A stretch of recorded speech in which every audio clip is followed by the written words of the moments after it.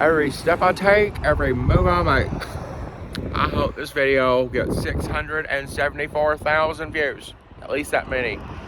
Because last year there were 673,979 divorces in the United States.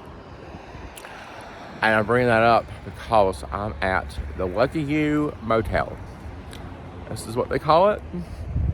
Lucky You Motel. This is where you can go if you're homeless. It's a minority-owned business motel. It was owned by Irish originally. Now it was owned by South Koreans. If you're homeless, you can have a room here. I've got one for 3 weeks. It's a wonderful place. When I first came here in the summer, I was like, lucky you. I mean, really. But it does have its own brand and persona here in Denver, where the third highest population of homeless people is in this country, because you get to a place where eventually you are so happy to be here. It really is a calm, nice place to be. Last night, you can't really see it very well. You see that grill in the background? Right there. There's 2 grills. Last night was a phenomenal night because I had a cookout out here with the only person on earth I would marry. It was wonderful. His parents divorced when he was 8. And mine divorced when I was 10. And this is going to be a short video. I have a $166,000 education. I got promoted out to Denver 5 years ago by working for exactly 366 days. My father made me homeless in 2016. And I'm really talking to the people of the world I don't know more than the ones I do. And I just want to tell you, like, I'm here on my 581st day homeless for the second time. I'm in good spirits. I've got pastaroni making in my little kitchenette.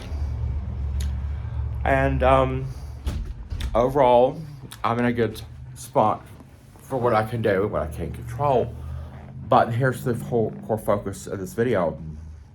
When my mother divorced my father in 1997, she knew that, you know, she could remarry and she could move on into a new town, and we would have every other weekends, and we would have that separate, unequal,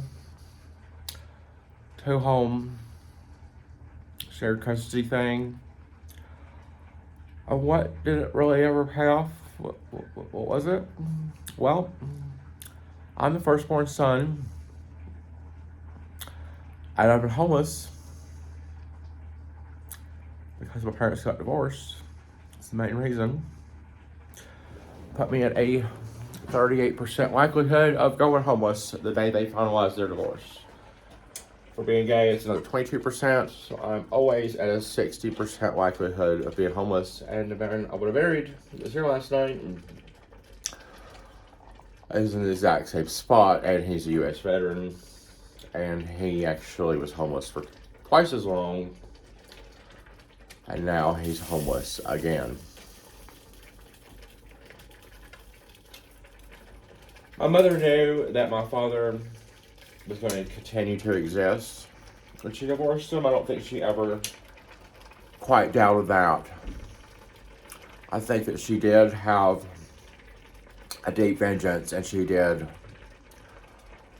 continue after the divorce was finalized to make life hard because she could for him.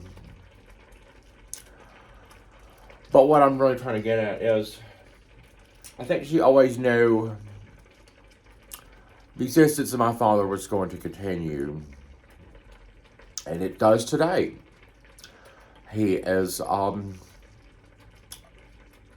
someone that has went to WVU Medicine and received a quadruple open heart bypass after having 3 heart attacks, after having been archived in the United States Library of Congress, the Smithsonian Institution, after gallery representation in Chancellorsville, Pennsylvania, doing so many things. Given his career, he was nominated for an Emmy. He's now sleeping with a 7-year-old boy. because he stopped believing in all things. So I think my mother knew in 97 the existence of my father was likely to still be around in 2024. I don't think she could have imagined this day would be here.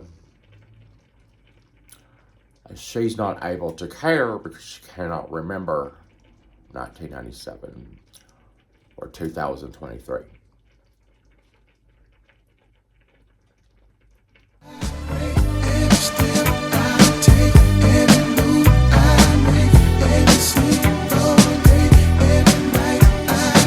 Every day that passes is a day that I get closer to seeing you again. We miss you, babe. That's not my mother. That's her first divorce attorney, Representative Sarah Stevens, who for more than 16 years has been the chief politician of Mayberry, Mount Airy, North Carolina, the #1 TV hometown of America, the inspiration behind the Andy Griffith Show. Andy Griffith's not here anymore. Sarah Stevens still is, but I'm going to be sending this video and more than 300 others of the truth of what happened after 1997 to someone who tells her what to do, and people like Senator Richard Burr, United States Senator from North Carolina, who had the respect of my mother, father, myself, and Sarah Stevens in 1997, and still I'm pretty sure to this day. Senator Richard Burr, the earliest we could talk, the best, because I really would like to write a book called Things I Learned from 100 Boomers, and you are kind of the star of the show, Mr. Burr. Maybe you could help persuade Senator Joe Manchin, who has my uncle's portrait on loan for free since 2017 and his personal office in Washington, D.C.,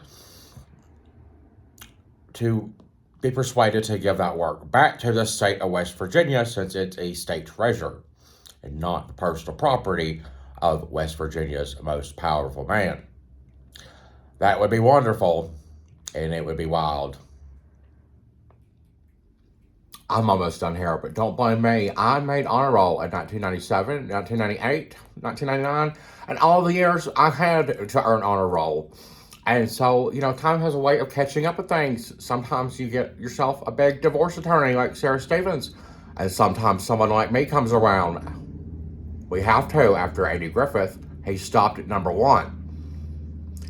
For about $40,000, I can buy a mint condition Mitsubishi 3000 GT, and I really want to know, how fast can it go, and how many western states can that thing fly in?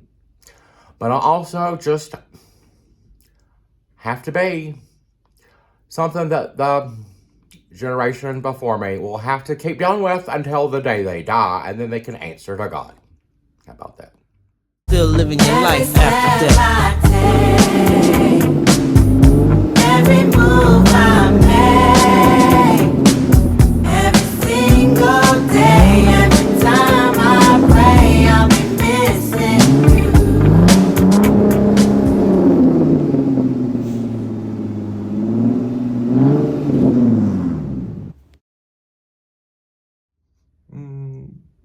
This video is for all times of essence. Mattie, here is some inspiration for you. Go right up and do it. Yes! The first American woman to land a triple axel at the Olympics. Well, that triple axel will go down in the record books.